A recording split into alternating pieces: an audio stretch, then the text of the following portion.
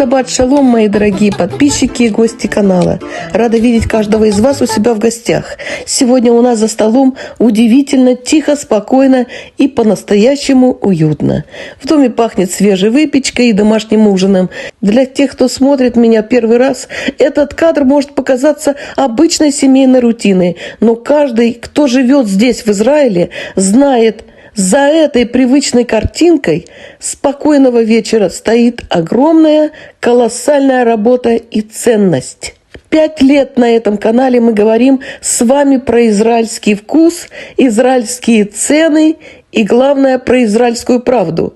И сегодня мне хочется поговорить с вами без лишнего пафоса и цензуры. Просто сесть вместе, как старые друзья, и обсудить, чем мы дышим и как живем прямо сейчас в эти самые дни.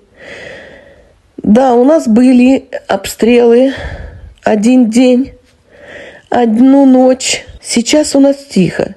Один из самых частых вопросов, которые я вижу в комментариях под прошлыми видео, звучит так.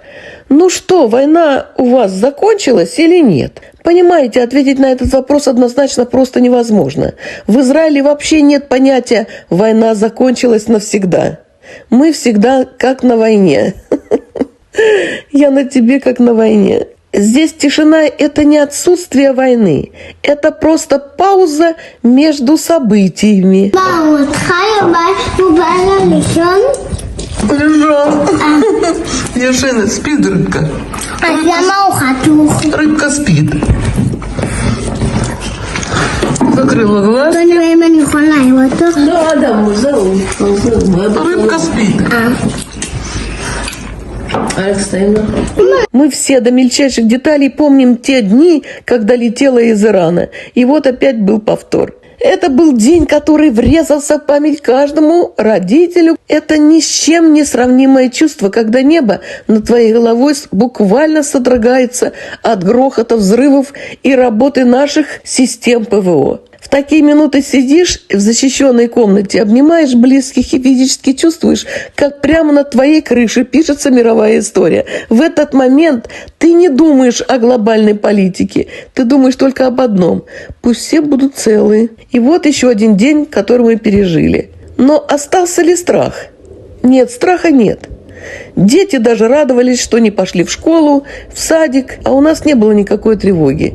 Появилась какая-то особая, чисто израильская стойкость и умение ценить именно текущую минуту. Но знаете, в чем главная сила этой страны? Жизнь здесь всегда, абсолютно всегда берет свое. Как бы сильно нас ни пытались запугать, израильтяне упорно продолжают жить, работать и растить детей. И самый главный, самый надежный маркер того, что мы справляемся и побеждаем эту реальность, это то, что наши дети снова пошли в школы и в детские сады. Конечно, мы живем строго по правилам. Все инструкции командования тыла мы выполняем беспрекословно. Проверяем укрытия, следим за обновлениями приложений. Ведь безопасность детей для нас на первом месте. Но когда утром ты собираешь ребенку бутерброд в школу, застегиваешь портфель и видишь, как они бегут своим друзьям, на душе становится невероятно тепло. Сегодня у нас тихо. И этот детский смех – лучший ответ на любые угрозы. Это и есть наша нормальность, которую мы отвоевываем у стресса каждый божий день. А теперь я хочу показать вам то, что спасает лично меня, мою личную терапию и заземление в это непростое время. Пойдемте со мной на участок. Посмотрите на мой сад, огород в коробочках. Помните, я рассказывала, что посадила семена. И вот, посмотрите, огурцы и помидоры взошли. Они проросли, пустили крепкие зеленые листочки и тянутся к солнцу. Знаете, земля ведь все чувствует. Ей все равно на геополитику, на ракеты и на тревожные новости. Природа берет свое. Она празднует жизнь.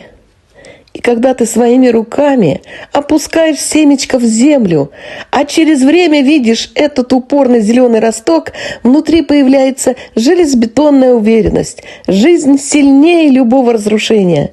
Этот маленький огород в коробочках напоминает мне каждый день, что нужно продолжать заботиться о том, что растет прямо сейчас у тебя на грядке, и твердо верить в лучшее. И вот из этих осколков и складывается наша израильская реальность. В ней есть потрясающий вкус традиций, огромная цена, которую мы платим за этот мир, и чистая, порой суровая правда. Но самое главное, мне есть вера в завтрашний день. Я хочу сказать огромное спасибо каждому из вас.